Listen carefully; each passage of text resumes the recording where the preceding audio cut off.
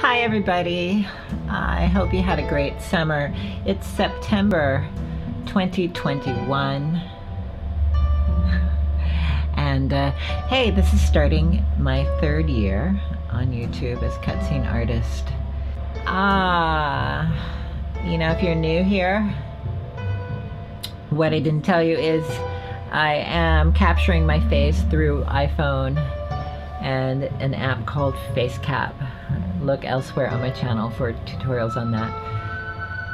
The body animation is coming through Rococo Studio from an old recording I did in my smart suit. I'm sorry, I just couldn't put on the smart suit today. Yeah, the smart suit takes like 1 minute to put on, but my network takes like 30 minutes to troubleshoot. I've upgraded to Character Creator 3, and that's kind of what this video is about. I'm just documenting kind of my first tests with the new iPhone blend shapes. And a year or a little more than a year ago, I was bemoaning the death of Adobe Fuse. And around that time, I think it was 2019, Character Creator 3 came out from Reallusion. I had a previous relationship with Reallusion that didn't really work out in my favor. They had launched a couple of plugins that were supposed to interface with Unity, and the support was not good. In fact, the Unity plugin didn't work for the better part of a year shortly after I bought it. I don't really follow Reallusion, so I think Character Creator 1 was essentially inside iClone. And if you don't know, iClone is kind of a hybrid between a game engine and a traditional 3D renderer with a timeline. So it's sort of neck and end, but they sell you a lot of content too that just works in their software, and you have to pay extra to export anything to, you know, the bigger world. So long story short, when Character Creator was being released as a standalone, yeah, I wasn't jumping at it. You know, I have skills. So last year I offered up a Kitsu, which I bought to handle my rigging. Well, I didn't handle it, it allowed me to rig the OBJs that I was exporting from Adobe Fuse. It was good. It was, you know, I did the workflow, I learned it. But yeah, wow. And it, you know, along the way I realized like why a lot of production decisions are made, you know, why games reuse one figure and they just swap out heads, because having a different rig for every figure, because all of your animation rigging, add-ons, your IK, everything has to be set up individually for each and every figure. Otherwise, everyone has the same body. So I was hitting like, you know, production issues where it was either everyone gets the same rig and I'm either just swapping the heads or using like character blend shapes to swap the heads, maybe a few. Well, it wasn't what I wanted to do. I'm just one person. I don't have time to rig every little thing, even if I do know how. Reallusion came out with a new base mesh in Character Creator 3.3. Anyway, it's about 1,000 more vertices in the head, and they actually reduced some vertices in the body. Not that many, like 10. But the overall result is much more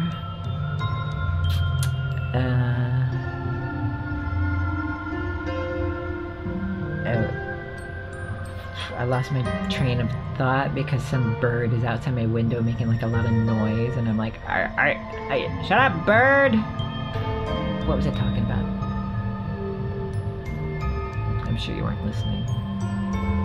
Character Creator 3.4, they came out with their new Skin Gen plugin, which is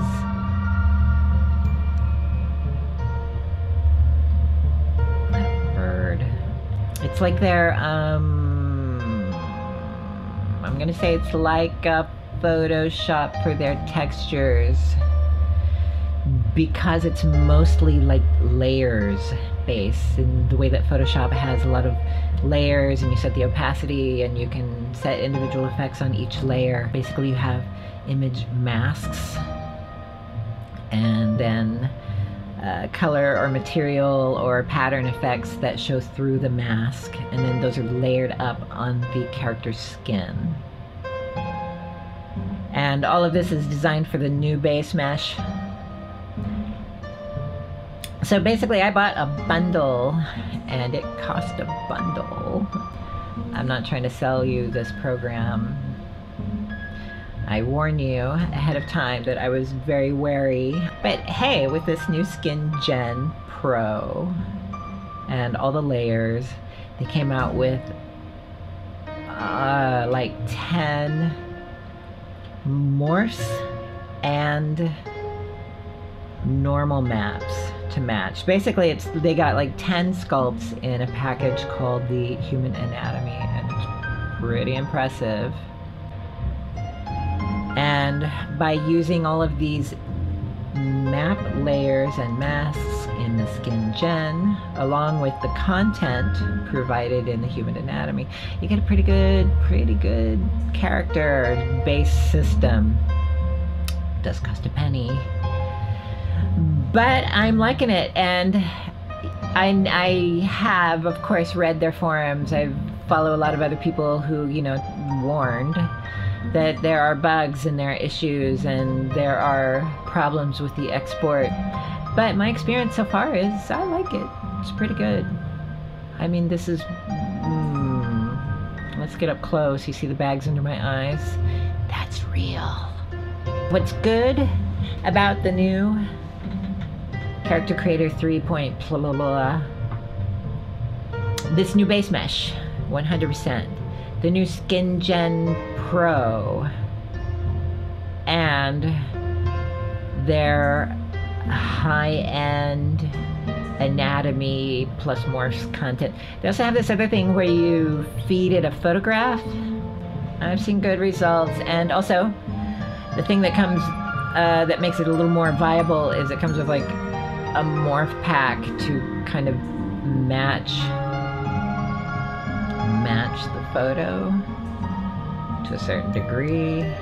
I haven't used the, well, I mean, I tried it out. It's not really for me. What I would do is maybe, you know, feed it a photo, let the auto headshot morph the character's head, but then turn off that photo texture and rely on Character Creator's Skin Gen.